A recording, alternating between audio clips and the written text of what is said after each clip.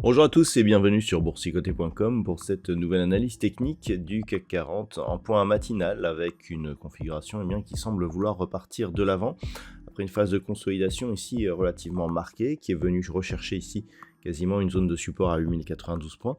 Le CAC 40 tente de reprendre de la hauteur ici en repassant au-delà de la moyenne mobile 20 exponentielle sur cette unité de temps 4 heures.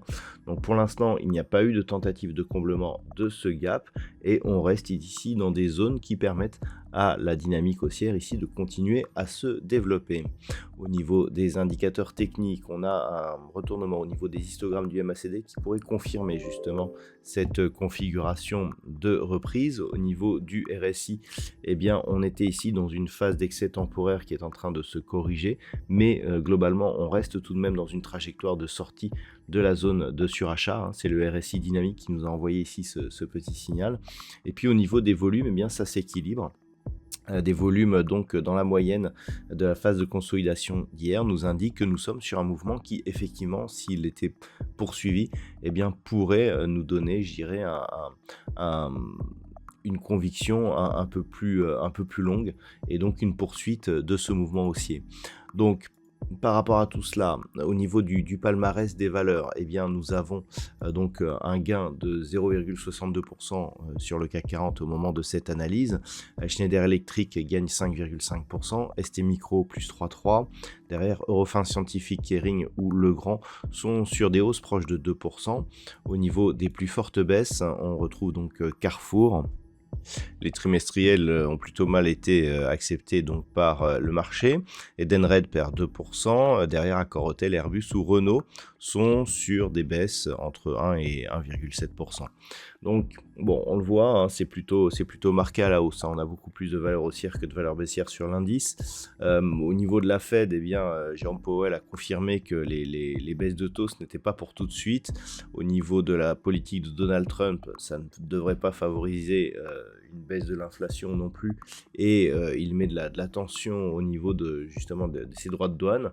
Malgré tout, je dirais que le marché français, qui était un peu plus visé par ces droits de douane, ont plutôt bien résisté.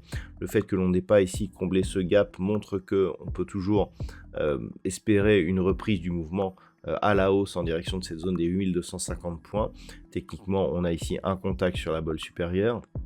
Des cours qui reviennent ici à proximité des moyennes mobiles qui enfoncent certes la moyenne mobile 20 exponentielle, mais sans trop de dynamique.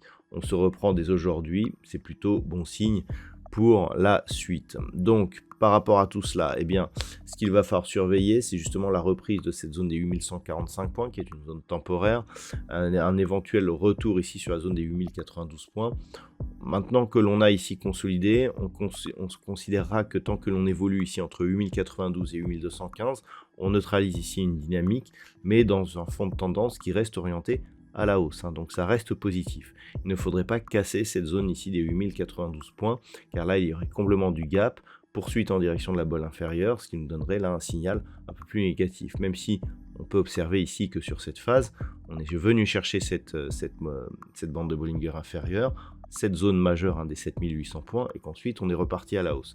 Donc on va surveiller tout de même cette zone des 8092 points, tant qu'elle n'est pas franchie, c'est neutre, voire légèrement positif sur la tendance de fond, et la tendance serait réactivée par une rupture haussière ici de la zone des 8215 points, zone qui a déjà été testée ici sur cette phase d'évolution. Voilà ce que l'on peut dire donc sur cette analyse technique du CAC 40 d'un point de vue macroéconomique. Alors ce matin, il n'y aura pas de statistiques majeures du côté de l'Europe. Cet après-midi, du côté des États-Unis, nous aurons les inscriptions hebdomadaires au chômage et l'indice manufacturier de la Fed de Philadelphie. Tout cela sera délivré à 14h30. Et puis à 18h, nous aurons les stocks de pétrole brut. Voilà donc pour aujourd'hui. Je vous souhaite de passer une bonne séance. On se retrouve dès ce soir pour toutes les autres analyses techniques du site boursicoté.com.